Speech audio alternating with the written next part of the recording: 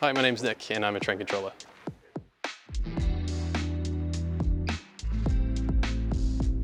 So as a train controller, we manage the safe and efficient movement of all trains within the rail network. So that's both passenger and freight movements. So a few of the tools we use will be our screens, our main panels here, which shows us a map and an overview of the Auckland network in its entirety, as well as our train control diagram, which we're looking at on the desk, which sort of tells the story of the whole day of rail movements.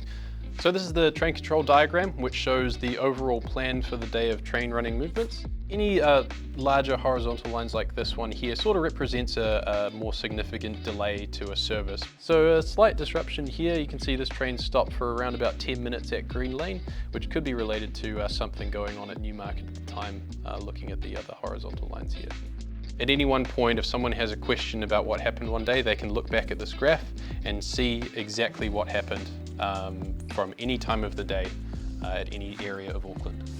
First thing we need to grab is our headset, which is how we communicate with all the drivers. 70237, gotcha base call. So that was one of our rail protection officers. So he was just calling me to let me know that all his people and equipment for their work site are off and clear of the railway tracks. So these panels here represent the entirety of the Auckland network. All these lines throughout here are the tracks themselves. The green represents a route that's been set by a controller, and the black is the track without a route currently set over it. So we as train controllers are in control of what we call signals, which are essentially traffic lights, but for trains, so whether they're green, red or yellow. There isn't a degree or anything specific required for the job, just all the training is done in 10 weeks in train control school, where you'll move into what's called OJT or on-job training, where you're sitting with a minder at the desk learning the actual job itself.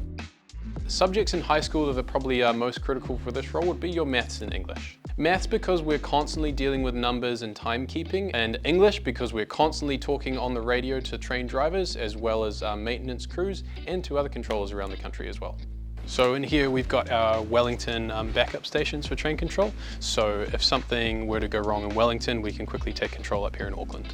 I love being able to come in knowing that what I'm doing is extremely helpful and necessary for the greater Auckland public. Knowing that at the end of the day, I've been able to ferry these people around safely and efficiently to where they need to go.